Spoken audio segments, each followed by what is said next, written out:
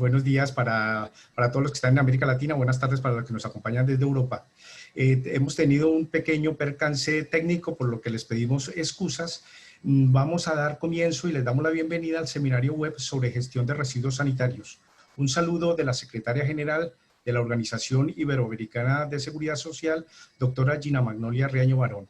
Esta actividad se marca dentro de la estrategia de la Organización Iberoamericana de Seguridad Social para apoyar a las instituciones de la región para hacer frente a la COVID-19. En línea con la Agenda 2030, Objetivo 3, garantizar una vida sana y promover el bienestar para todos en todas las edades. Y el Objetivo 11, lograr que las ciudades y los asentamientos humanos sean inclusivos, seguros, resilientes y sostenibles, reducir el impacto ambiental y negativo per cápita de las ciudades e incluso prestando esencial atención a la gestión de desechos municipales y de otro tipo. El Programa de las Naciones Unidas para el Medio Ambiente recuerda que durante un brote como el actual por el COVID-19 se generan diversos residuos médicos peligrosos, incluidos mascarillas, guantes y otro tipo de elementos de protección que se encuentran infectados, así como un mayor volumen de artículos no infectados de la misma naturaleza. La gestión inadecuada de estos desechos podrían desencadenar en un efecto rebote y otras consecuencias de la salud humana y para el medio ambiente, por lo que su gestión y disposición final de forma segura es fundamental y vital para una respuesta efectiva para todos. Con lo cual es fundamental la eficiencia en la gestión de los residuos biomédicos y hospitalarios, los cuales requieren de un proceso apropiado de identificación, recogida, separación, almacenamiento, transporte, tratamiento y eliminación, así como de otros aspectos asociados. Para esta actividad hemos invitado al doctor Roberto Martínez Alegría López, a quien le agradecemos muy especialmente su colaboración y la participación en esta actividad. Nos acompaña también en la moderación, como en ocasiones anteriores, José Jaime Domingo, colaborador de la OISS, a quien también le agradezco mucho su participación. Antes de darle la palabra a José Jaime, quien presentará al doctor Martínez Alegría, les recuerdo que disponen de dos apartados. Uno de preguntas y respuestas, a través del cual pueden formular sus preguntas, y un chat que de la misma manera pueden formular sus preguntas. José Jaime, cuando quieras, por favor. Muchas gracias, Holman. Buenos días a los que están en América y buenas tardes para los que están en la península. El señor Roberto Martínez Alegría es licenciado en Geología y posgraduado en Hidrogeología. Es además doctor ingeniero de minas y experto universitario en servicios de inteligencia. Tiene una dilatada experiencia profesional, tanto en el sector privado como en el público. Ha dedicado muchos años de profesión a la consultoría ambiental y a la ingeniería civil y minera, y desde hace años desarrolla su actividad principal como analista de riesgos en los servicios de protección civil de la Delegación del Gobierno en Castilla y León, siendo sus principales funciones la elaboración, implementación y activación de planes de emergencia y contingencia ante diferentes riesgos o crisis y su gestión, como es esta del COVID. Está acreditado como Operational Manager del Mecanismo Europeo de Protección Civil y además ha participado en misiones internacionales en el marco de este mecanismo. Es profesor y coordinador de cursos de la Escuela Nacional de Protección Civil para técnicos y voluntarios. Desde 2005 imparte varias materias asociadas a la gestión de riesgos ambientales, evaluación de impactos ambientales y planificación del territorio en la Universidad Europea Miguel de Cervantes de Valladolid. Sobre temáticas de gestión de riesgos y medio ambiente, tiene varias publicaciones en revistas científicas del Journal of Citation Report. En el marco del programa Erasmus, ese programa que tenemos en Europa para hacer intercambio de alumnos, ha participado como profesor invitado en varias universidades europeas. Desde que comenzó la crisis del COVID, es asesor técnico del Estado en la provincia de Valladolid, con funciones de coordinación de los servicios de intervención de las diferentes administraciones. Por tanto, el doctor Martínez Alegría aúna las múltiples disciplinas que se interconectan en el tema que va a exponer, por lo que su visión de conjunto mejorará, sin duda, el abordaje que de la gestión de residuos generados por la pandemia podrán hacer los participantes en este webinario. Doctor Martínez Alegría, le cedo la palabra, agradeciéndole el tiempo dedicado a esta ponencia y su colaboración con la UIS. Tiene usted la palabra. Buenos días a Latinoamérica y buenas tardes a la península ibérica y Europa. Voy a pasar a...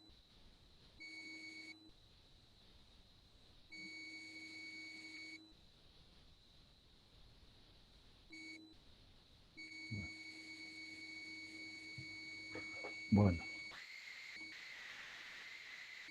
la ponencia que intento exponer o que expondré está relacionada con la gestión de los residuos sanitarios que se han incrementado con efecto del programa COVID. El esquema que voy a seguir a lo largo de esta conferencia perdón, contiene una primera parte en la que delimitaremos de alguna manera los objetivos y una introducción sobre lo que pretendo transmitirles. En segundo lugar, hablaré un poco del estado del arte relativo a las situaciones de enfermedades infecciosas, de riesgos biológicos, de epidemias, pandemias, para abordar en tercer lugar un marco de los residuos en España, sobre todo el marco organizado que tenemos en España, y plantear después el modelo de gestión de residuos que se está siguiendo en este país, ¿no? Después hablaremos un poco del nuevo escenario que ha supuesto para los residuos el escenario COVID-19 por los cambios que ha supuesto en los diferentes métodos para plantear al final una serie de conclusiones y lecciones aprendidas por si les pueden servir de interés, ya que básicamente estamos hablando de gestión de incertidumbres, ¿no? Y por último les aportaré una bibliografía sobre la que me he documentado y mis propias experiencias.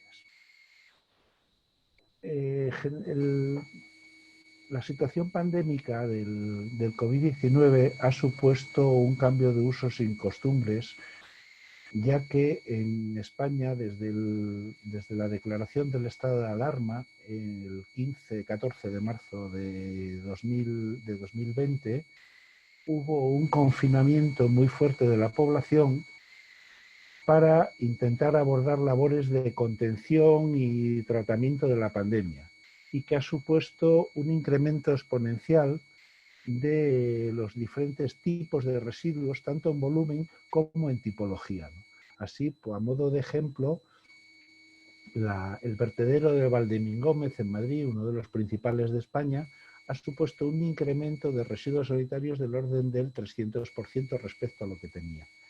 Otro, el de la planta incineradora de Cogersa en Asturias, ha supuesto un incremento del 307% de incineración, lo que le ha llevado a fallos en el sistema y a tener que buscar alternativas, ¿no? Pero esta situación de incremento de residuos sanitarios no se produjo solo en el ámbito hospitalario o sanitario, sino también en el urbano y en el doméstico, ¿no? Si además consideramos que las plantas de tratamiento y de gestión de residuos, todo nuestro sistema de gestión de residuos está dimensionado y diseñado para unos perfiles preestablecidos de tipologías de residuos y de composiciones químicas con pequeñas variaciones, no son sistemas muy flexibles, la epidemia, la epidemia COVID-19 ha supuesto una alteración importante tanto en esas tipologías como en la peligrosidad de los residuos, ¿no? Lo cual ha llevado a tener que adoptar soluciones de emergencia para la gestión de dichos residuos, ¿no? Así, pues hoy es muy común la incorporación en el uso doméstico de diversos materiales y productos sanitarios como mascarillas, guantes, geles hidroalcohólicos, pantallas de protección, pero también han cambiado nuestros hábitos de higiene. estas radiaciones suponen un incremento del consumo de agua importante, pero también del hipoclorito, la lejía, de jabones, detergentes, suponiendo todos ellos un cambio importante en ese perfil de residuos y efluentes, ¿no? Con el consiguiente impacto sobre nuestra capacidad de gestión, ¿no? Que deben adecuarse a estas situaciones. En esta ponencia vamos a intentar hacer una disección de la problemática ambiental que está suponiendo la gestión de este nuevo perfil de residuos, ¿no? El objetivo que me he planteado cuando he hablado con Holman y cuando he hablado con José Jaime es el poder transmitir desde la humildad, como dije al principio, nosotros estamos gestionando incertidumbre con aciertos y errores, intentar transmitir algunas de las lecciones aprendidas durante la gestión de esta pandemia desde la óptica del Estado español, pensando que para los colegas de América Latina pueda ser de utilidad, dado que en este momento además es el punto del mundo donde la pandemia está en su momento álgido, con gran virulencia y intentando que les ayude a reducir de alguna manera sus impactos. La óptica que yo transmito desde aquí es desde la administración del Estado español y sus características, por lo que las conclusiones y lecciones aprendidas que yo les transmita será necesario adaptarlas a las especiales características sociales y de ordenamiento jurídico de cada país o ciudad. Este webinar es complementario a los otros sanitarios que ya emitidos previamente en este proyecto de divulgación de la OIS. Bueno, dado que, como vuelvo a ser recurrente con el tema de la incertidumbre, que en el tema de situaciones de riesgo biológico, generalmente se suele saber poco cuando el agente es nuevo, pues históricamente la propagación nos tenemos que intentar aprender de nuestra propia historia, ¿no? La propagación de enfermedades infecciosas siempre ha sido un motivo de alarma, con consecuencias que superan el ámbito sanitario y de la salud pública y que tienen importantes implicaciones de carácter social. Pues generalmente el comportamiento del ser humano es muy solidario frente a catástrofes o a situaciones de alguna manera conocidas, una gran inundación, un volcán, un gran sismo. La ayuda internacional, la colaboración, la participación de todos los sistemas y organizaciones es de respuesta bastante rápida, ¿no? De hecho, por ejemplo, nuestro sistema de protección civil español pues trabajó habitualmente en Chile, en Haití, y hay un mecanismo en Europa, hay un mecanismo de colaboración que es de respuesta rápida para eso. Pero en el caso de los riesgos biológicos, quizá por el desconocimiento, quizá por el miedo intrínseco que genera, se despierta quizá lo menos solidario del ser humano, ¿no? Se generan situaciones muy antisociales. Esto es una tradición, o sea, es una tradición histórica. En las pestes de la Edad Media se quemaban ciudades enteras.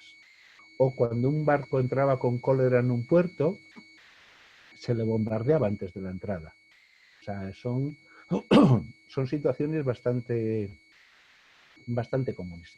Y en estas también. Esto lo vimos a lo largo de epidemias más nuevas, como fue el SIDA en su momento, o el SARS, o la gripe A, o la peste porcina. O sea, vimos que hay unos comportamientos de rechazo frente a lo que supone lo desconocido. Pero también hay implicaciones de carácter económico. Hay un parón en este momento. En España tenemos un gran problema de recuperación económica. Nosotros hemos estado parados 2 meses y medio completamente y somos un país que además tenemos nuestro sistema económico es muy dependiente del exterior. Tenemos un gran aporte a nuestro Producto Interior Bruto desde el turismo y eso se ha cortado prácticamente, ese flujo se ha cortado. hay otras implicaciones también de carácter político. De carácter político porque la gestión inadecuada de algunos de los parámetros de afección que tienen una situación pandémica o epidémica pueden desembocar en situaciones inmanejables, en las que es necesario adoptar medidas de control muy duras. Por eso, en el ámbito político es imprescindible que se mantenga una relación de credibilidad y fiabilidad entre los gestores del riesgo, los gestores políticos y técnicos especialistas y la ciudadanía. Tiene que haber credibilidad, tiene que haber una imbricación entre ambos de forma que se pueda gestionar. Pensando además que aunque hagas esfuerzos de transparencia informativa hacia la población y esfuerzos didácticos hacia la población, vivimos en un mundo donde hay unas redes sociales que no tienen es su encanto, que no tengan ningún tipo de control, pero que es muy fácil utilizarlas para la gestión, para la difusión de bulos. Quiero hacer hincapié en esta relación de credibilidad y fiabilidad entre los líderes políticos y los ciudadanos, los administrados, ¿no? Generalmente, durante siglos, estas enfermedades infecciosas también tuvieron de alguna manera un impacto positivo, es lo que dicen los chinos de crisis y oportunidad, ¿no? Entonces, estas enfermedades infecciosas han sido muchas veces un elemento desencadenante para moldear la economía, la planificación territorial, los modelos de relaciones sociales y las condiciones ambientales del territorio. En síntesis, nuestro modelo de desarrollo, ¿no? Si pensamos en los cambios que se produjeron en la sociedad a partir de la peste negra medieval, o del cólera, o del paludismo, o de la gripe española, esa que los españoles siempre ponemos mal llamada gripe española, pero es que es así, se conoce así, no vamos a decir más.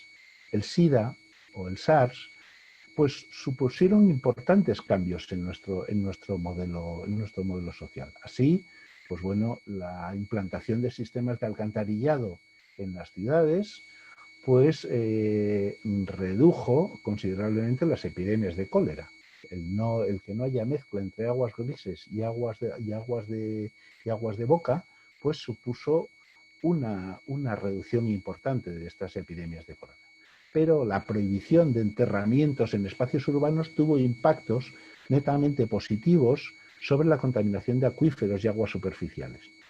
O sea, esas actividades, la desecación de humedales que se hizo a finales del siglo XIX, principios del XX, favoreció la extinción de la mosca tsetse en Europa, que pensemos que la mosca tsetse es el vector de propagación de la malaria, de la maladeta que dicen los italianos, en toda la orla sur del Mediterráneo, ¿no?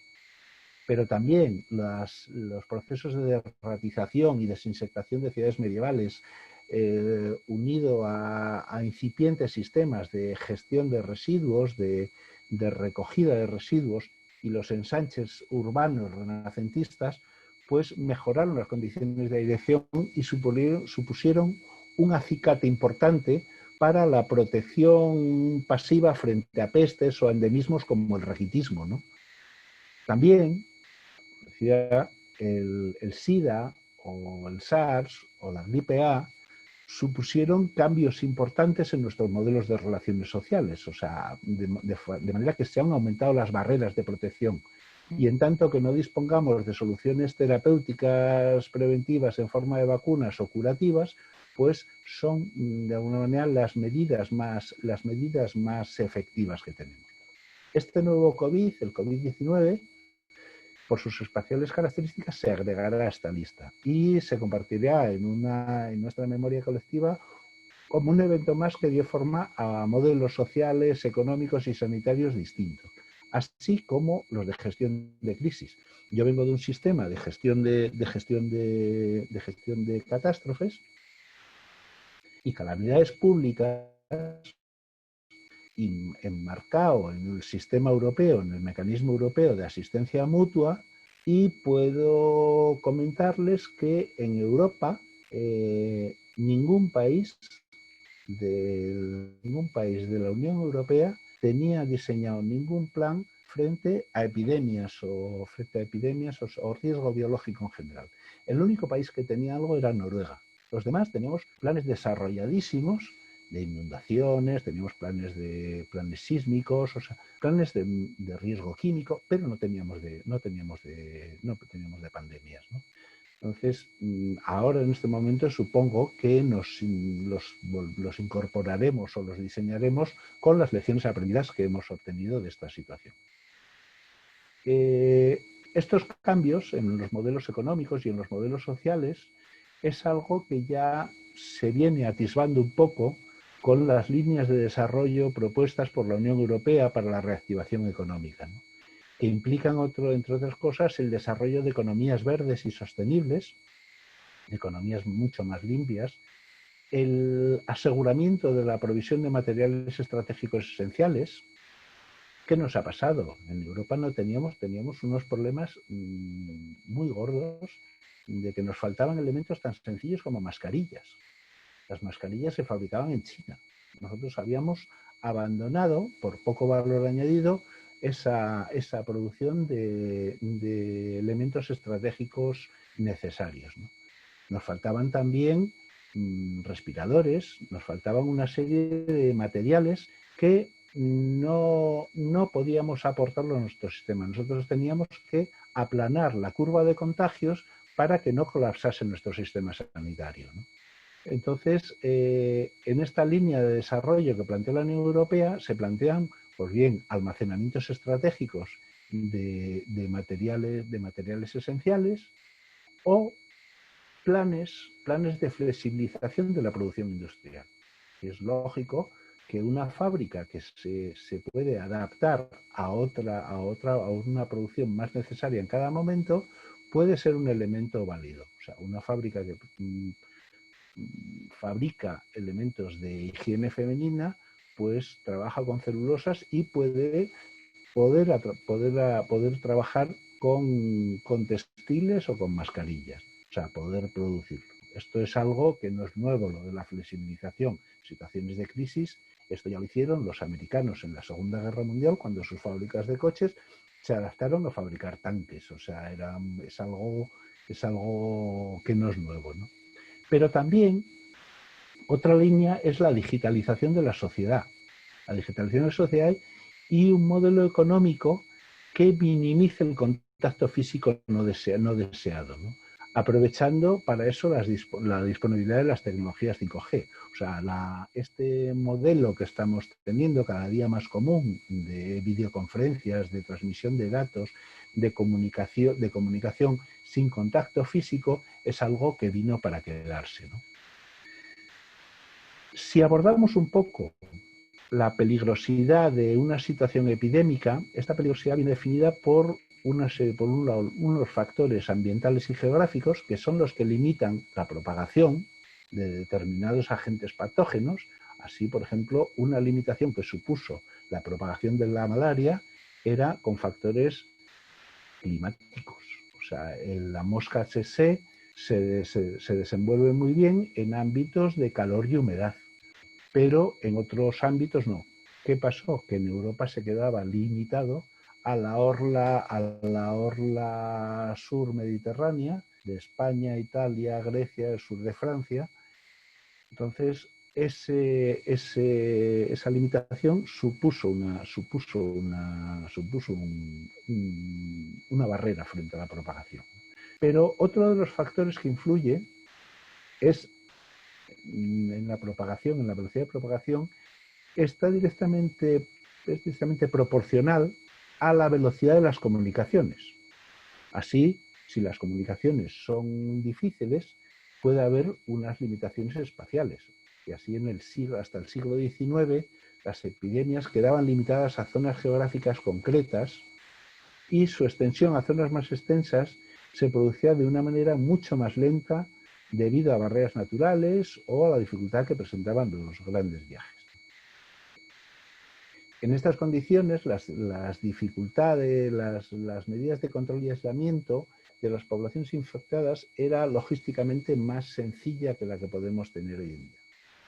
En la actualidad, en el mundo que vivimos, en este mundo global, que tenemos una rapidísima red de transporte, que se ha posibilitado la propagación de epidemias por todo el mundo en cuestión de días, en cuestión de meses, y que además hemos visto que este virus, el COVID-19, dentro de la incertidumbre que manejamos todavía, no parece que tenga limitaciones ambientales importantes, limitaciones en cuanto... Sí, Discúlpame, Roberto, no sí, estamos viendo pasar las diapositivas. no, Eh, ¿Las tienes a propósito quietas? sí, las tengo a Ah, vale, propósito perfecto. quietas. No, Perfecto. Perfecto. Muy bien, estoy aquí. gracias. No, era una inquietud. Vale, gracias. Nada. Entonces, esto ha dado lugar a que una situación de un virus que aparece a finales de diciembre de 2019, principios de 2020 en China, en menos de 2 meses y medio, se haya convertido en una pandemia de carácter mundial. Esto es un desarrollo vertiginoso, ¿no?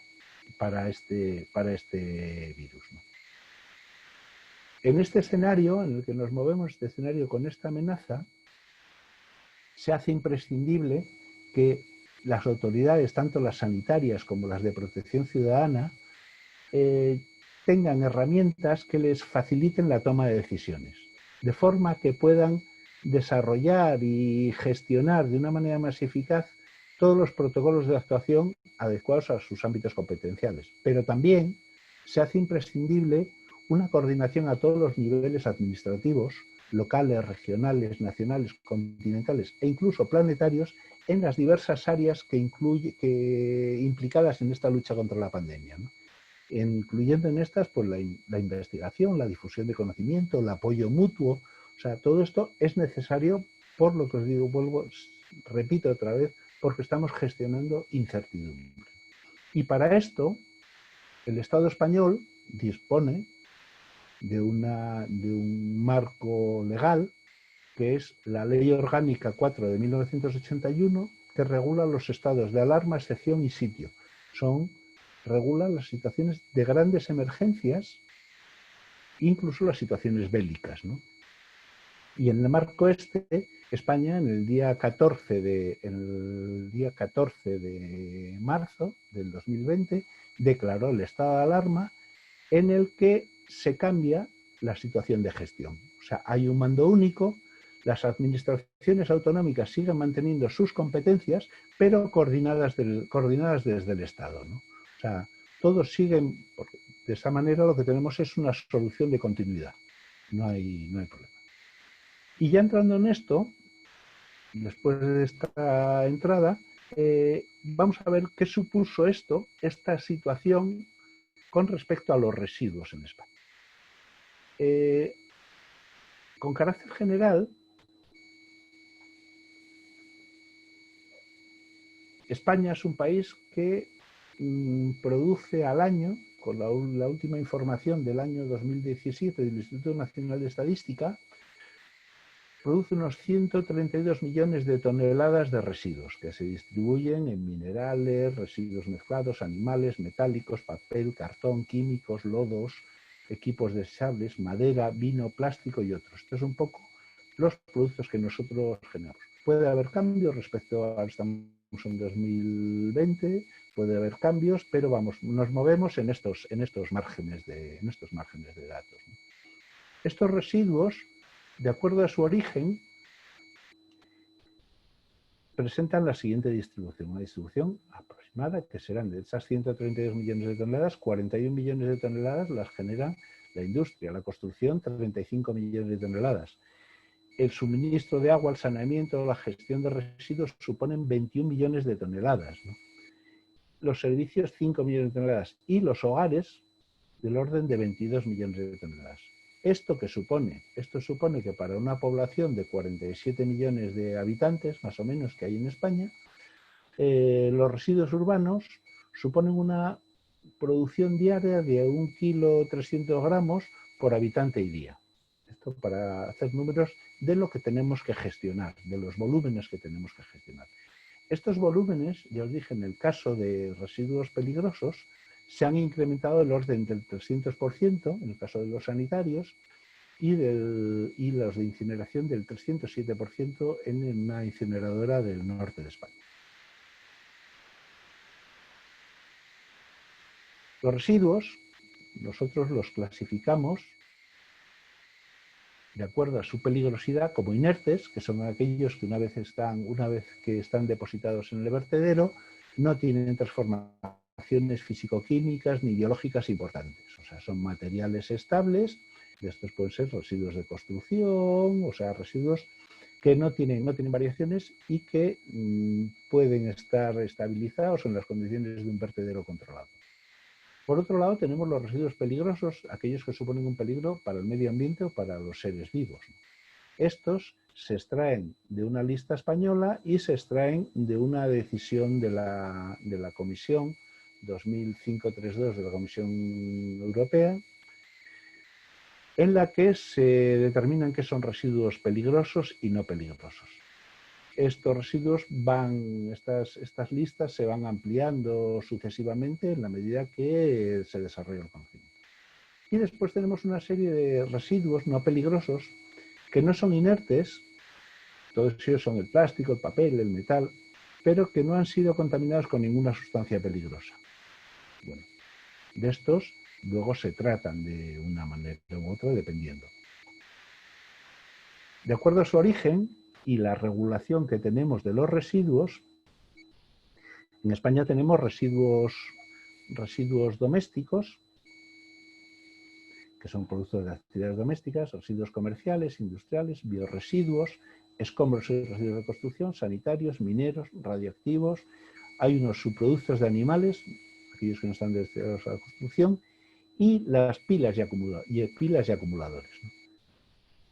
Los residuos domésticos, comerciales, industriales, biorresiduos y sanitarios se regulan por la Ley 22/2011, que esta ley es una transposición directa de la Directiva Europea de 2008/98/CE, que es la conocida como Directiva de Residuos. Aquí se transponen directamente y se incorporan a nuestro marco legal. Esta es un poco la ley de residuos nuestra. Los residuos radioactivos tienen una regulación propia, los mineros tienen una regulación propia, las pilas y acumuladores tienen una regulación propia y los escombros y residuos de construcción también. Nosotros vamos a hacer hincapié en esta pequeña conferencia de los residuos sanitarios y los doméstico-comerciales. Son un poco las dos líneas que nosotros vamos a seguir. Si hablamos de gestión de residuos, la gestión de residuos, en síntesis, se compone de tres fases. Una selección y depósito, una recogida y transporte y un tratamiento. Una selección que es una separación en origen, ya cada vez se utiliza menos lo de la no selección, el vertido de todo uno, o sea, eso sería la antigua basura. El otro día leía un artículo que era la diferencia entre tirar la basura o depositar residuos. Eso es un poco esa separación. De siempre ya hay residuos que no entran directamente al todo uno, como pueden ser los metales. Los metales hace mucho tiempo que ya no entran. El vidrio ya hace tiempo que empieza a entrar. Entonces, en estas tres líneas es donde vamos a trabajar y donde ha habido cambios por efecto del COVID-19. Si dijimos que íbamos a hablar de dos tipos de residuos, de los sólidos urbanos, que son los domésticos y los comerciales, y los residuos sanitarios. Los sólidos urbanos, la selección que se hace en origen varía, no es homogénea para todo el país, pero tampoco es homogénea para toda ciudad. En Valladolid, la ciudad donde yo estoy, hay tres tipos de fracciones. Hay una fracción de tipo 1 de 5 fracciones en la que se separa el vidrio, el papel y el cartón, los envases ligeros, la fracción resto y una fracción orgánica. Pero hay otras en las que solo se hacen tres separaciones: el vidrio, el papel cartón y la fracción orgánica y envases ligeros. Hay otras que llevan cuatro fracciones, o sea, que incluye a lo mejor restos de jardinería, como es la de tipo 4. O sea, que hay una gran variación en la que el vidrio siempre está, el papel, en algunos casos, como en el tipo 3, se junta con los envases ligeros, algo que después en la planta de tratamiento es fácil de separar. Los envases ligeros en algunos tipos de fracciones y en otros se incluyen. O sea, esos son un poco los seis tipos de fracciones, de fraccionamiento del residuo que se puede hacer en origen en España. En cuanto a la segunda fase, tenemos la selección. En cuanto a la recogida y el transporte, los tipos de recogida y transporte también varían. Varían de puerta a puerta, cada vez se usa menos. Yo lo recuerdo cuando era pequeñito, que dejabas el cubo de la basura a la puerta de casa y te lo recogían. Pero es que generábamos muy poca basura, ¿no? Después hay el sistema de contenedores. Los contenedores, podemos tener contenedores en superficie y contenedores soterrados. Contenedor en superficie es un contenedor de fácil gestión. Es un contenedor de colores para esa separación fraccionada, con colores específicos para cada uno de los productos, pero también en diversas zonas de las ciudades hay contenedores soterrados. ¿Dónde se ponen los contenedores soterrados? O sea, que en aquellos sitios que por su valor estético, histórico, el impacto estético que supone una serie de contenedores de colores puede afectar.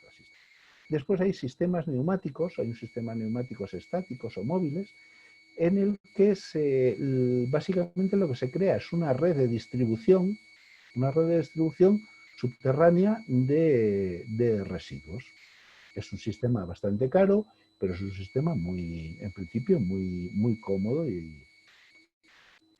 Hay otro para determinados residuos peligrosos, sobre todo pilas y acumuladores o aceites, los puntos limpios. Hay una serie de puntos limpios fijos, puntos limpios móviles y puntos limpios de barrio, ¿no? Y después hay recogidas comerciales y recogidas específicas para materiales voluminosos, textiles, aceites, los residuos de aparatos electrónicos. O sea, todos estos hay. Este es un poco el modelo de gestión de recogida de residuos. Y después nos queda ya la tercera pata de la gestión de residuos, que es el tratamiento. El tratamiento de residuos, básicamente, son procesos de incineración en el que se produce una eliminación de los residuos peligrosos. Esta se utiliza mucho en el caso de los residuos sanitarios, perdón, los vertederos controlados, donde se va almacenando en forma de tongadas estratificadas los diversos productos de fracción, productos estables de fracción resto en general. Hay otros que son la transformación, la valorización energética, ¿no? La obtención de metano, gasificación de la fracción orgánica, ¿no? Esto tiene una ventaja. Los antiguos basureros, no digo vertederos, digo basureros, cuando había todo uno, con el tiempo se producía una compactación y se producía una digestión y se generaba gas. Pues se vio en su momento que ese gas se podía obtener. ¿No produce un gran beneficio económico? No lo produce. Pero da una ventaja, que es que reducimos el volumen de material que mandamos a vertedero, con lo cual estamos minimizando costes de almacenamiento. Otro proceso de tratamiento de residuos es el compostaje, o sea, la digestión anaerobia de la fracción orgánica, que nos permite obtener un producto utilizable en concreto para la lucha, por ejemplo, contra la erosión, que es uno de los problemas que tenemos en España. Hay otro material que ya es está bastante incorporado a nuestro sistema, que es el reciclado de papel, cartón y vidrio, ¿no? En el caso del papel y cartón, todos cada día trabajamos más con papel reciclado. Al principio había gente que decía que era más caro, ¿no? Y bueno, pero reducimos reducimos volumen en vertedero, ¿no? El vidrio cada vez es más común. En el caso de la reutilización, que es otro de los procesos, se utiliza bastante para aceites industriales. Por sistemas de fraccionamiento, sistemas de destilación fraccionada y de cracking, se pueden volver a extraer de los aceites industriales usados los fundamentos de base para poder reutilizarlos. Es bastante común utilizar aceite reutilizado. En el caso de la recuperación, que es otro de los procesos de tratamiento, se utiliza sobre todo en pilas y acumuladores. ¿Y qué se obtienen? Metales con alto valor. Nos encontramos con metales en los sistemas eléctricos y electrónicos. Encontramos metales como el cobre, que es, bueno, pues un metal de alto valor, pero también metales más extraños como puede ser platino, neodimio, o sea que es una recuperación muy interesante. Bueno, si vemos un poco por las distintas fracciones que tenemos, los tratamientos tipo, pues bueno, para fracción orgánica es común el compostaje o la obtención de metano. En la fracción resto se puede hacer un triaje, una selección y una estabilización para que no haya digestiones anaerobias en el vertedero y de ahí poder colocarlo en vertedero. En el caso hay parte de la fracción orgánica que se puede utilizar en incineradoras, de forma que obtenemos una valorización energética y también una eliminación, con los problemas que generan las incineradoras, o el debate, la discusión que hay sobre la producción de dioxinas en las incineradoras. Pero bueno, es un sistema que se ha demostrado bastante eficaz para la eliminación de residuos peligrosos. Entonces, se trata de hacer un balance entre uno y otro y adoptar las medidas de minimización de esos impactos que pueden ser las dioxinas en las incineradoras. Otra es el depósito controlado con recuperación energética o sin recuperación energética. En el caso de los envases ligeros, la selección y clasificación de envases da unos beneficios importantes. Pensemos que gran parte de los envases de latas de cerveza o de refrescos son envases de aluminio. Este aluminio está en ciclo cerrado, o sea, la producción de aluminio se realimenta gran parte con la reutilización de ese aluminio. Y así la minería de la bauxita está muy en baja forma en este momento. El vidrio es otro material que se separa y se recicla, lo mismo que el cartón. Y en el caso de los voluminosos, pues se hacen instalaciones de selección y tratamiento de voluminosos, ¿no? También con los RAE se separan los metales y en los textiles se preparan nuevos textiles. Y después hay instalaciones específicas para tratamiento de peligrosos. Las tierras y escombros casi no hablo porque son inertes y son reutilizables. Y entrando ya pasamos de los residuos urbanos, vamos a ir a los residuos sanitarios. El residuo sanitario va a ser cualquier sustancia, objeto, generado por actividades de los centros sanitarios, de forma que su poseedor tenga la obligación de desprenderse. ¿Qué son centros sanitarios? ¿Qué considera nuestra legislación como centro sanitario? Pues prácticamente clínicas, son todo tipo de clínicas, centros hospitalarios, sanatorios, centros ambulatorios, centros de consultas privadas, pero también centros de atención sociosanitaria, todos los centros de planificación familiar, de medicina preventiva, también los laboratorios de análisis clínicos, de salud pública. Los laboratorios de docencia sanitaria se consideran también centros sanitarios y los centros veterinarios asistenciales y de experimentación animal. En España también se consideran centros sanitarios en algunas regiones, nosotros somos un país muy descentralizado. En Baleares se consideran los centros de rehabilitación de drogodependientes. Y en Baleares y en Madrid los servicios funerarios y forenses de carácter clínico también se consideran se consideran centros sanitarios. Bueno, los residuos sanitarios, ¿cómo hacemos la recogida selectiva? Lo primero que hacemos es clasificarlos. Clasificamos básicamente en 4 grupos, que son los primeros, son residuos sanitarios de tipo municipal, son residuos comunes de alimentación, de uso similar al doméstico, pero de los centros sanitarios. También tenemos residuos sanitarios no específicos, pero no peligrosos. Y después nos vamos a concentrar en 3 tipos de residuos, en 2 tipos de residuos sanitarios, que son los de tipo 3 y 4, que son los residuos sanitarios específicos asociados a infecciosos, que son los de tipo 3, y los residuos tipificados como residuos peligrosos, pero por riesgo químico, ¿no? Por riesgo químico o riesgo radiológico, ¿no? Que son los de tipo 4. Si vemos este esquema, los residuos del grupo 1 serían pues envases, restos de comida, flores, hojas de papel, vidrio.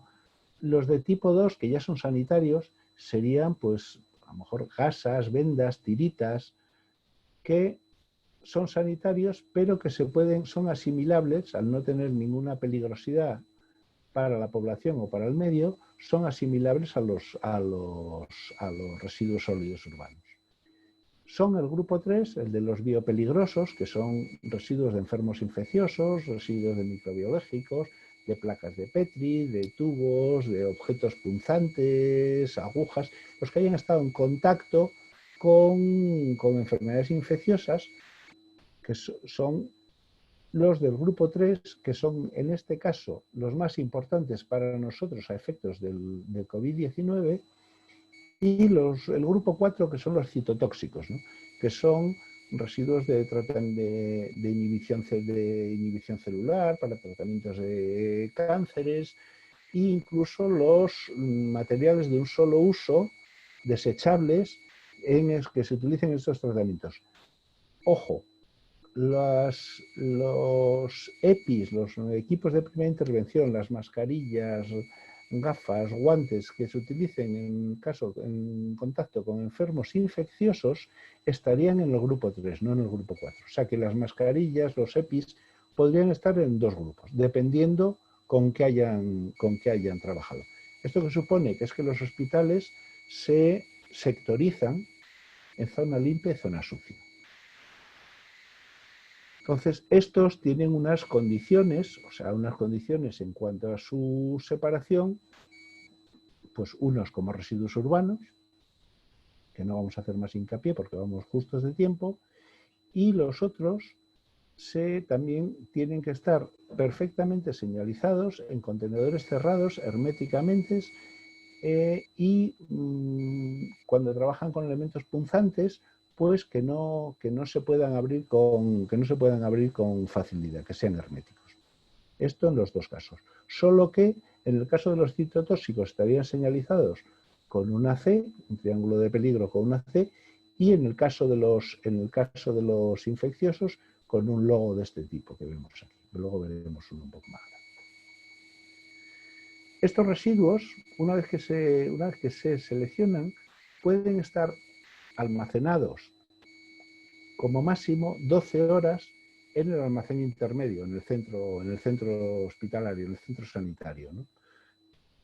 Todos, o sea, los del tipo 2, 3 y 4, 12 horas. Y en el almacén final pueden estar almacenados un máximo de 72 horas. Esto es lo que dice la legislación actual, la legislación vigente que teníamos antes del estado de alarma. Estas condiciones han cambiado en el estado de alarma y ahora veremos cómo, ¿no? En cuanto a los residuos peligrosos del grupo 3 y 4, en cuanto a los tratamientos tipo son la incineración en hornos específicos, aquellos que están diseñados para minimizar el impacto de esas dioxinas, la desinfección mediante esterilización en autoclave, y así los residuos punzantes deben ser desinfectados y esterilizados y pueden eliminarse como residuos urbanos, aunque también pueden ser utilizados, ya que no existe contaminación biológica, ¿no? Después tenemos los residuos citotóxicos del grupo 4, en el que los procesos de tratamiento es la incineración, eliminación, o la neutralización química. Básicamente, la neutralización química está enfocada al equilibrio del pH, ¿no?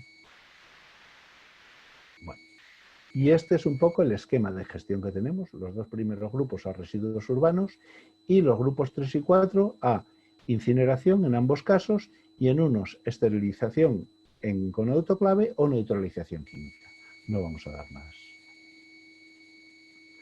El esquema de flujo de los residuos hospitalarios se genera el residuo, se segregan, se separan como sanitarios peligrosos, grupos 3 y 4, o como residuos domésticos y sanitarios no peligrosos, grupos 1 y 2. Unos se van a las empresas municipales y otros, los sanitarios peligrosos, se trasladan a un almacenamiento habilitado para esos residuos sanitarios y se produce una retirada por un gestor autorizado. Es importante la función del gestor para su tratamiento en función de las características que se incorporen. Bueno, vamos a entrar en el escenario COVID. ¿Qué cambios nos ha supuesto el escenario COVID en la gestión de los residuos sólidos urbanos? La ley 2211 ha sido modificada en algunos puntos por la Orden de Sanidad 261 de 2020 de 19 de marzo. El Estado español de emergencia. Entonces, en esta orden se establecen... ¿Hay problemas con mi conexión? Un poco, pero ahora te escuchamos. Ah, ¿no me estabais escuchando? Hubo un momento que te perdimos, pero ahora se escucha bien. Ah, pues ya lo siento. Bueno, pues en esta orden se establecen instrucciones sobre los residuos en la situación de crisis sanitaria ocasionada por el COVID. Y así separa, en el caso de los sólidos urbanos, por un lado, los residuos de sólidos urbanos en hogares que tienen positivos y o personal en cuarentena, ¿no? En este caso, los residuos del paciente, el paciente se aísla en una habitación en la medida de la disponibilidad que hay, los residuos individuales del paciente, incluido todo el material desechable, guantes, pañuelos, mascarillas, se meten en una bolsa de plástico, una bolsa 1, que llamaremos 1, y en un cubo de basura en la habitación. Conviene que este cubo sea con tapa y pedal de apertura. En la medida de la disponibilidad es muy fácil regular. Muchas veces el problema es la disponibilidad de ello. Sin realizar ninguna separación en el reciclaje. Por otro lado, esa bolsa de plástico se debe cerrar y se debe introducir en una bolsa 2, que estará ubicada inmediatamente al lado de la salida de la habitación.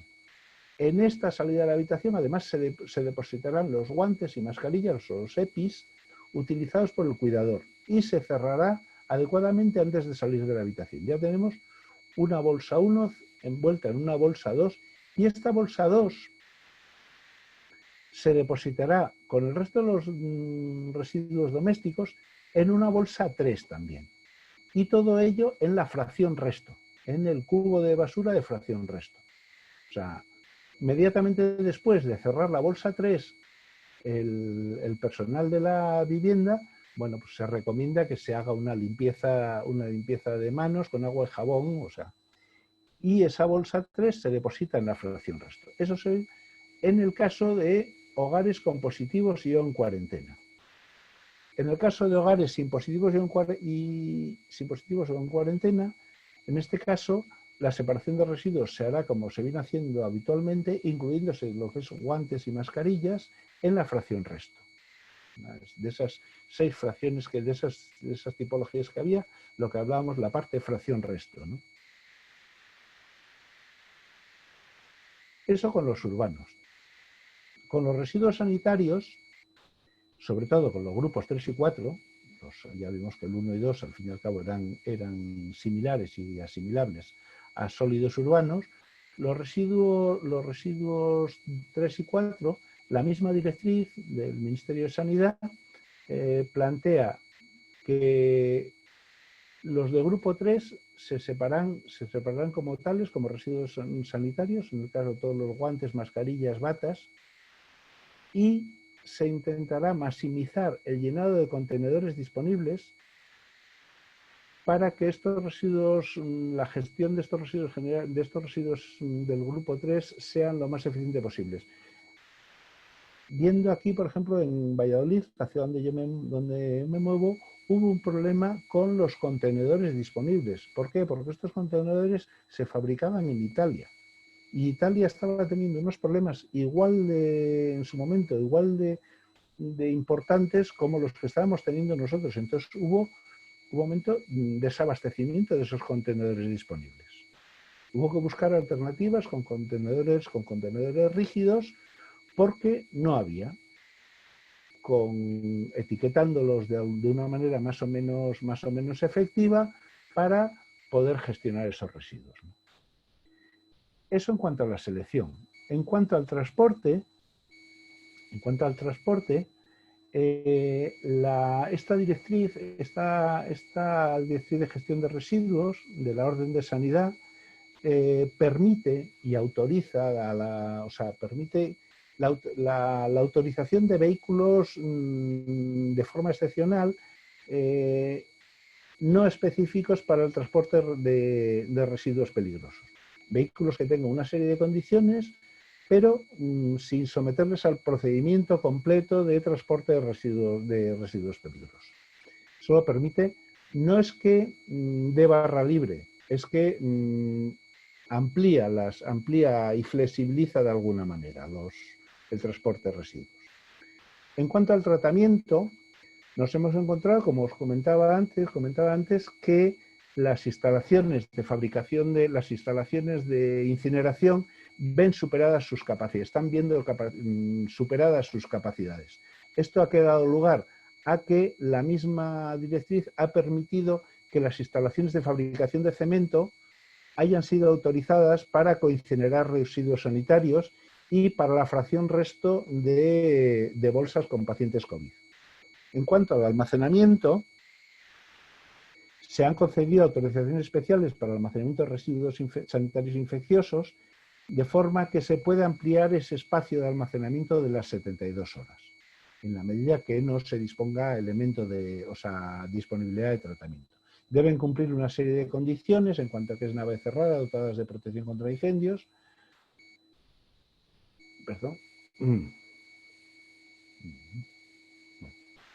Pero sí que plantea que esas instalaciones deben ser de uso exclusivo para residuos sanitarios procedentes de materiales COVID, ¿no? Bueno, la misma directriz recomienda como tratamiento, aunque haya tratamientos previos, darle una prioridad a la incineración sobre el depósito en vertedero. Esto ha supuesto ese incremento casi del 300% sobre esa capacidad de incineración. También permite que las autoridades integren a las diversas empresas de gestión de residuos como una única empresa para cubrir las necesidades comunes. Bueno, todo esto es un poco en cuanto a gestión, lo que ha supuesto de cambios en gestión, ¿no? Aparte de esto, en la fase de escalada en la que estamos nosotros en este momento, el Ministerio de Transición Ecológica y Reto Demográfico, MITECO, propone una serie de medidas para la fase de desescalada, ¿no? Propone que se potencie de alguna manera en esa gestión de residuos los criterios de circularidad, o sea, la reutilización, la recuperación, la valorización energética de que hablábamos antes en los tratamientos, ¿no? En la fabricación y uso de mascarillas higiénicas reutilizables, de acuerdo a una especificación UNE. La utilización de soluciones hidroalcohólicas frente al uso de guantes de un solo uso. La utilización de vajillas reutilizables frente a las desechables. La utilización de mamparas de metacrilato o sistemas de separación para el despacho de ventas a granel. y el fomento de consumos de gran formato para evitar tener que reabastecerse rápidamente, así como las bolsas reutilizables. Es un típico esquema de material circular, de economía circular, ¿no? Básicamente se trata de reducir los desechos residuales. ¿Qué hemos aprendido nosotros de esta crisis? En primer lugar, que la gestión de la situación epidémica ha sido una gestión de gran incertidumbre. O sea, hemos dado palos de ciego, hemos tenido errores, hemos aprendido los errores y hemos intentado ser bastante flexibles. Por otro lado, que la gestión de una calamidad pública como esta nunca es un éxito y debe considerarse más, en terminología militar, como la gestión de una derrota, en la que minimizamos daños.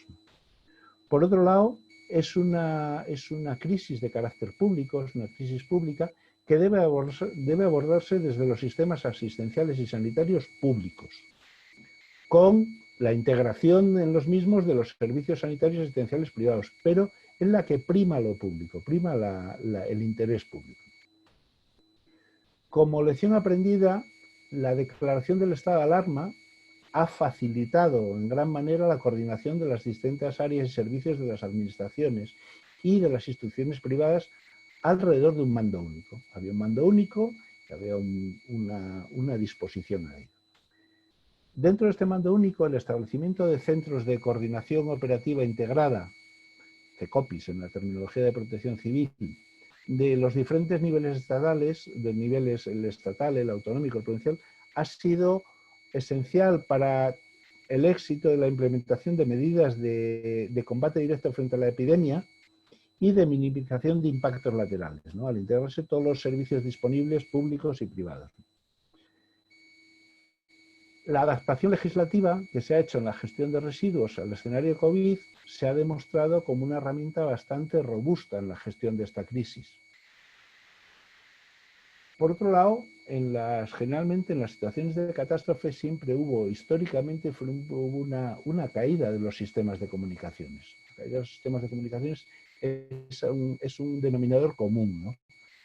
Entonces, en este caso, las comunicaciones digitales que se han incrementado, todos estamos en comunicación, de gran manera han soportado, han aguantado, no han tenido grandes fallos. Bueno, yo ahí ahora, por lo que me acabáis de comentar, he tenido algún fallo de comunicación local, pero no se han caído los sistemas, ¿no? Y esto ha facilitado las labores de coordinación entre los servicios intervinientes y gestores, pero también ha servido para minimizar todos los impactos sociales del confinamiento. O sea, la gente se tomaba cañas alrededor de herramientas de comunicación. O sea, por último, la no disponibilidad de materiales esenciales, EPIs, mascarillas, respiradores, han planteado la necesidad de reservas estratégicas y de planes de flexibilización de producción industrial, ¿no?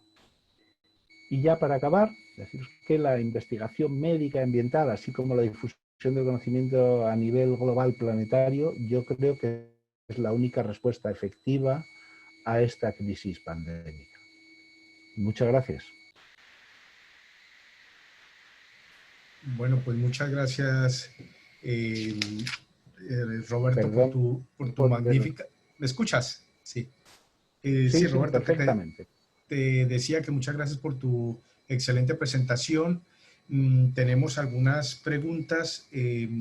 Una de ellas, ¿cómo ha visto la colaboración aquí en España, que pues ha sido uno de los primeros países que ha recibido pues el azote fuerte de la COVID-19, la colaboración ciudadana con respecto a la recolección de residuos, especialmente de mascarillas y de guantes? La población sí ha sido, digamos, educada, ha seguido un civismo para tal recolección o no? Hombre, vamos a ver. En general, la población admitió muy bien las situaciones de confinamiento y las problemáticas de confinamiento. Como en toda sociedad, y en la nuestra, que es una sociedad latina, Sí.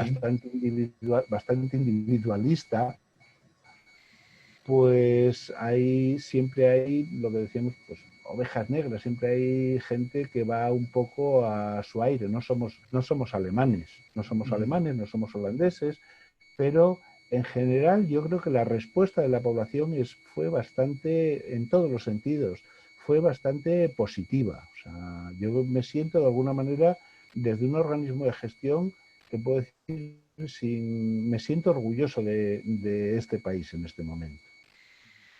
Vale, pues muchas gracias.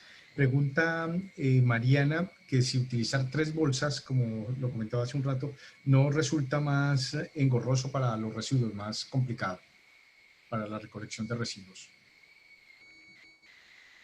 No, porque el sistema, si las tres bolsas, en este caso concreto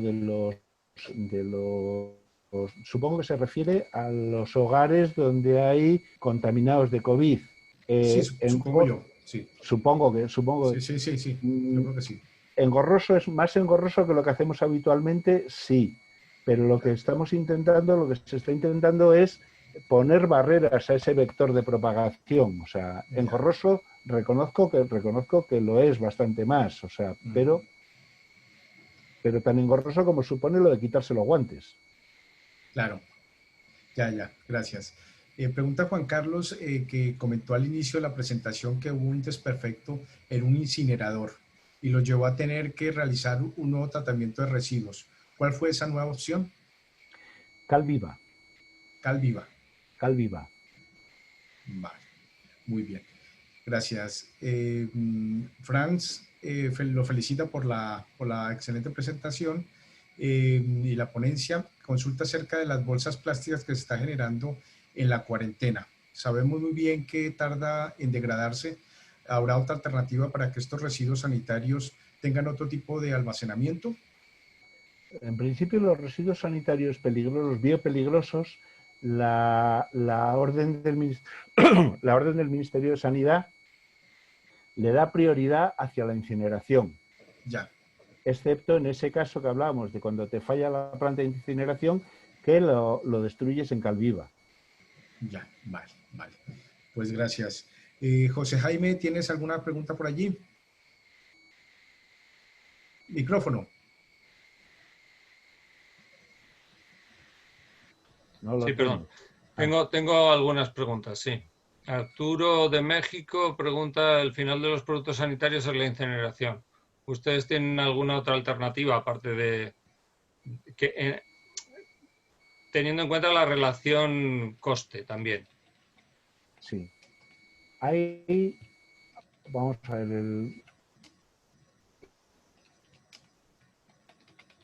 en los residuos recuperables, por ejemplo, los objetos punzantes, objetos de corte, se pueden esterilizar.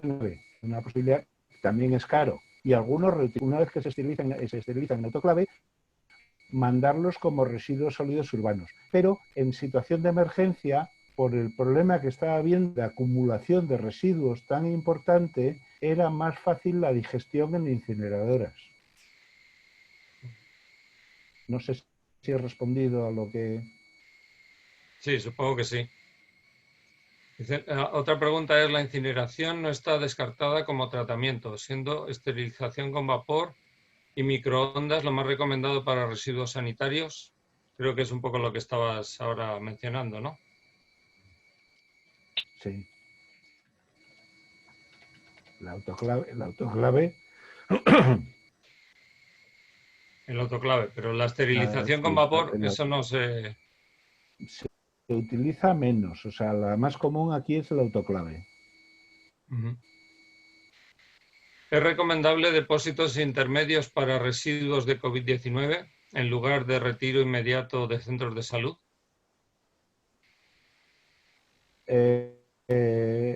Se utilizan la orden de sanidad ante el problema que estaba suponiendo los almacenamientos intermedios, cuya estancia estaba limitada a 72 horas, se le han dado, teniendo unas condiciones especiales de refrigeración y de instalaciones contra incendios y espacios cerrados, para poder ampliar esos tiempos hasta que se pudiesen tratar esos residuos. sea, la orden del Ministerio de Sanidad da flexibilidad a la legislación que había en origen. Y ahora una pregunta concreta, que dice, ¿cómo se desecha una pinzas oxidadas y en mal estado quirúrgicas? Una pinza, bien, pues quirúrgica, pero contaminada con COVID o no. O Puede ser, dice contaminada oxidadas con y en mal citoplasma. estado. Bueno, si están contaminadas, o sea, esa si la metes a autoclave, tienes un metal oxidado simplemente. Entonces es un residuo, es una chatarra metálica. Sería una chatarra metálica. O sea, a los residuos urbanos no suelen ir metales. Si es de COVID, la tendrías que esterilizar. Si es de citotóxicos, quirúrgica y sea de citotóxicos, para un tratamiento, por ejemplo, pues una extirpación de un tumor cancerígeno, pues tendrías que neutralizarla químicamente. Y después, una vez que está eso, puede ser o un residuo de chatarra. Una chatarra que si tiene composición férrica, pues se funde y ya está. Holman, yo por aquí no tengo más preguntas. Vale.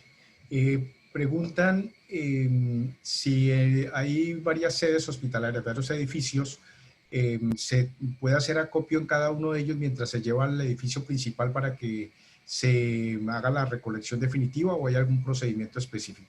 Entiendo que sí, siempre y cuando las condiciones de almacenamiento sean las especificadas, que sea un edificio, que sea un almacenamiento cerrado en la que solo en ese tipo de residuos, no se contaminen esos residuos biopeligrosos o citotóxicos, no se contaminen unos con otros, que estén aislados, o sea, que tengas el grupo 4, y además se recomienda que sean espacios que no tengan muchas esquinas por el tema de limpieza del mismo, y se proceda a la limpieza del mismo. Entiende. Te estamos escuchando mal. Tenemos varios edificios, tenemos un espacio almacenado. ¿Me está escuchando? No, que entiendo, ¿me oyes a mejor? Ahora Sí. mejor, sí. Mejor. Sí, sí. Entiendo que si tenemos un centro hospitalario con 3 edificios Sí. y en cada uno de los edificios se dispone de un lugar de almacenamiento que cumplen las condiciones, ahí se podrán guardar, por un lado, los citotóxicos, en otro espacio de almacenamiento dentro del mismo edificio los biológicos, los de riesgo biológico, en este caso los de COVID, y los urbanos, no, los del grupo 2 y 1 no contamos porque son sólidos urbanos. Las condiciones que tienen que tener estos espacios de almacenamiento, pues les piden, entre otras cosas, que no tengan esquinas, o sea, que estén más o menos romo, eso es complicado, y que los espacios se desinfecten periódicamente. O sea, se limpien periódicamente. Gracias. Pregunta Ibarra, si disponen de alguna de mascarillas y otros productos como gafas y láminas plásticas que están utilizando por parte de los sanitarios. Si hay alguna forma de disponer, supongo yo, que de adquisición, ¿no? De adquisición, en este momento, sí, pero de adquisición, en este momento es un producto que en España no hay escasez. El día 15 de marzo no había. El día 15 de marzo, el día 30 de marzo, no había. Había un mercado chino, nunca mejor dicho, un mercado chino de venta de mascarillas a unos costes inasumibles, o sea, era como un bazar aquello. Entonces, en este momento en España hay. Imagino que es el efecto se está planteando una reserva oferta-demanda, estratégica. Sí. Ya, perfecto, gracias. Preguntan, Juan Carlos, si hubo un aumento en la cantidad de residuos, ¿se puede valorar si hubo también un aumento de beneficio económico? No se lo puedo, no lo sé decir. Ya. No, de la valorización de residuos no tengo ese dato, no me atrevería a decirlo en este momento. La situación de beneficio económico en España ahora es complicada, pero Perfecto. no sé contestarla. Gracias. José Jaime, ¿tienes alguna pregunta? Sí, alguna más tengo. Dice Carlos Venancio. El método de incineración para la disposición final de los residuos sanitarios del COVID-19 no afectará o ampliará más la contaminación debido a la diseminación en el aire, o habrá otro método mejor. Hombre, diseminación en el aire, ¿de qué? Pues no lo De sé COVID, no. exactamente. Tanto en plantas incineradoras convencionales como en los hornos de fabricación de cemento, las temperaturas que se alcanzan impiden el desarrollo del COVID. ¿Contaminación por combustión? Pues fácil que sí. Que los filtros de los que disponen las chimeneas de incineración o de las fábricas de cemento son los adecuados, pues ahí está un poco el quid de la cuestión. ¿Que puede haber contaminación por dioxinas? Pues está en función también de la calidad de esas incineradoras, pero no para la diseminación del COVID. O sea, el COVID se muere. Otra pregunta que hace Yasser Malena es: ¿qué opina de la esterilización por microondas para residuos bioinfecciosos sanitarios? No sé si será tan eficaz como la esterilización por autoclave. La esterilización con autoclave es algo bastante más trabajado, pero desde antiguo. O sea... Otra pregunta es: ¿cuántas horas se acumula residuos en la planta de hospitalización antes de ser llevados al acopio del hospital? Teóricamente, 12 horas. Otra pregunta: ¿es recomendable el encapsulamiento y relleno sanitario como tratamiento para los desechos citotóxicos de hospitales? Y después el almacenamiento, simplemente el envasado y el almacenamiento, no.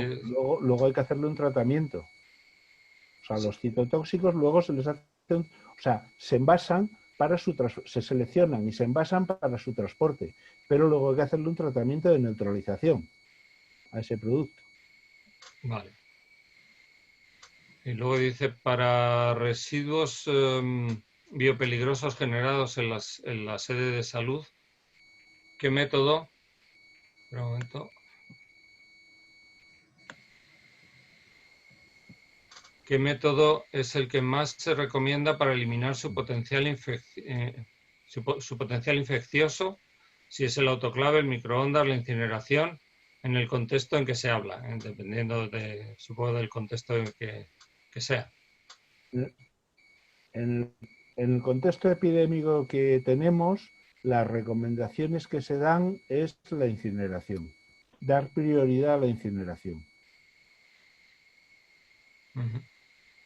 Yo no tengo más preguntas, Holman.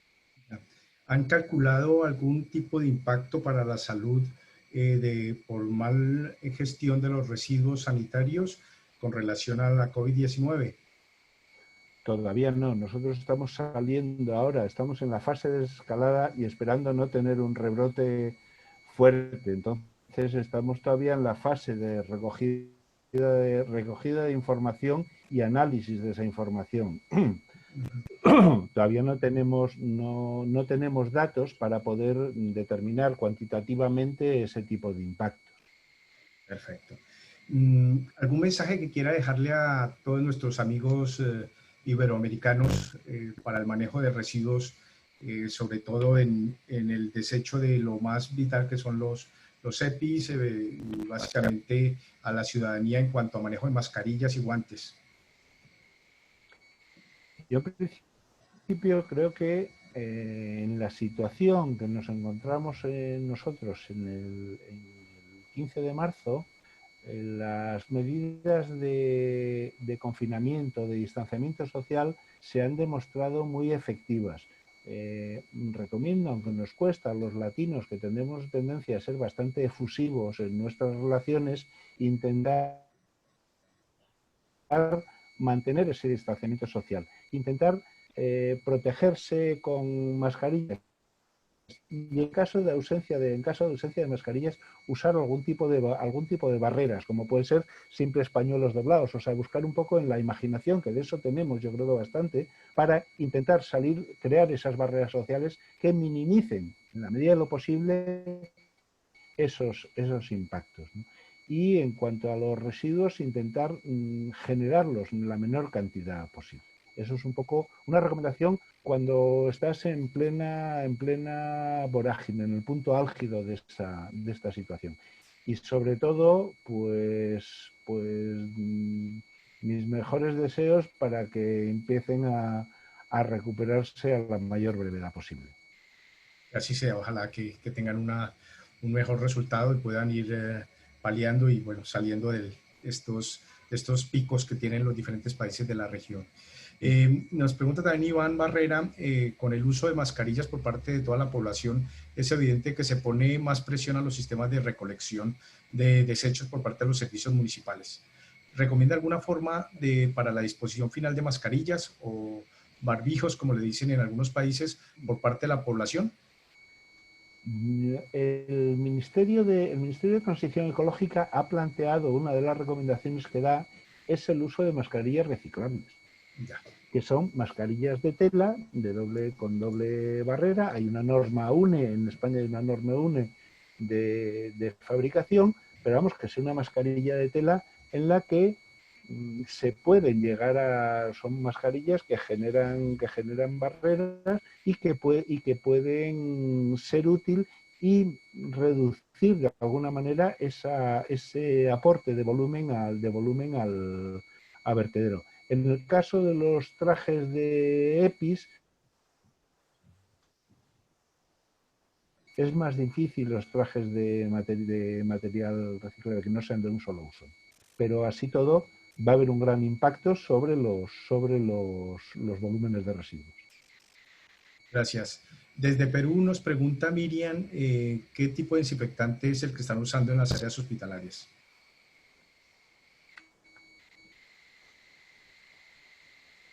En principio hay unas soluciones, básicamente se trabaja mucho con lejía, con hipoclorito, con una proporción, me parece que es del 2%, entre 2 y el 5%, y esas son las que se están utilizando, las que utilizan los servicios de emergencia militares para desinfección de áreas hospitalarias, residencias, es la que se está utilizando.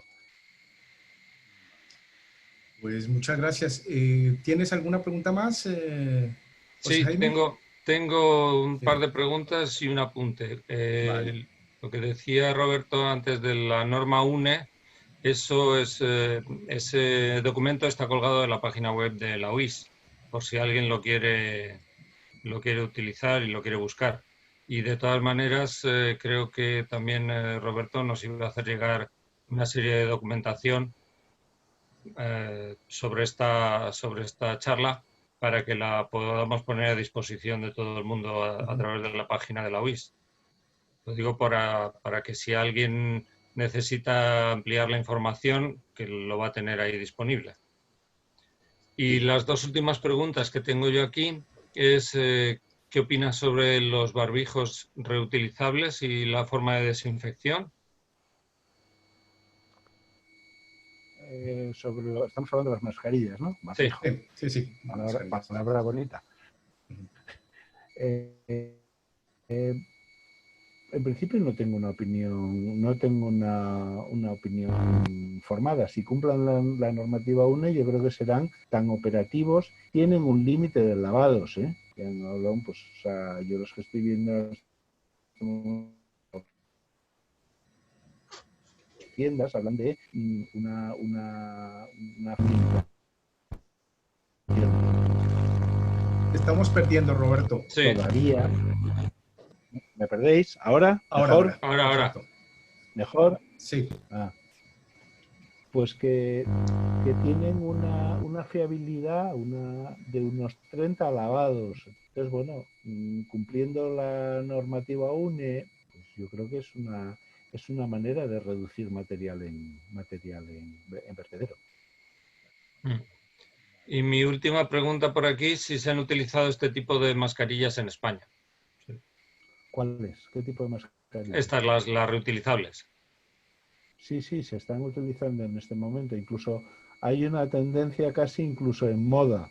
La gente empieza a usar mascarillas como un elemento casi de tendencia como moda, ¿no? Pero sí que se están utilizando y se venden en los comercios. O sea. Pero ahora, el 15 de marzo no había ni de esas, ni las quirúrgicas, ni las higiénicas, ni las FP2.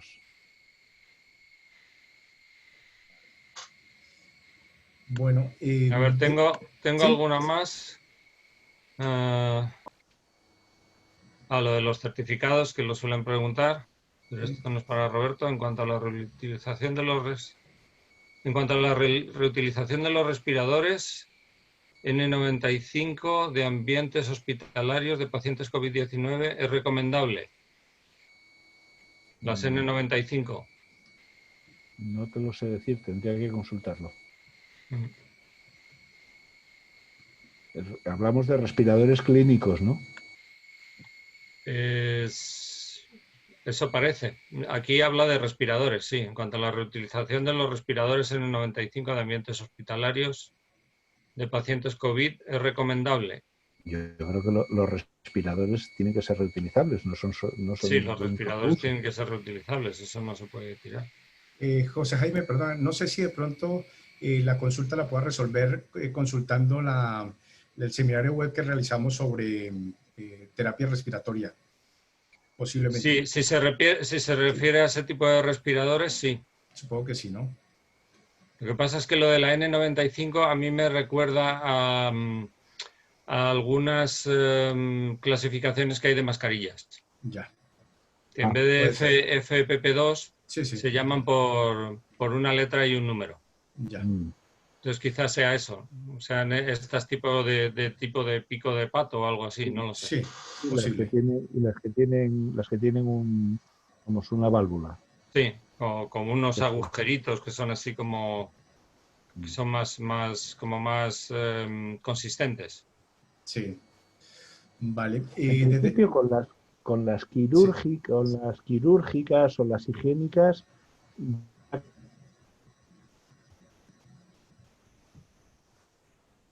No te escuchamos, Roberto. suficiente, yo creo que creamos que hay mascarillas para ambientes contaminados de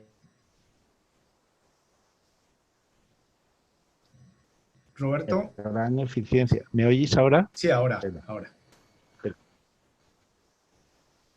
Ahora sí. Ahora. Sí.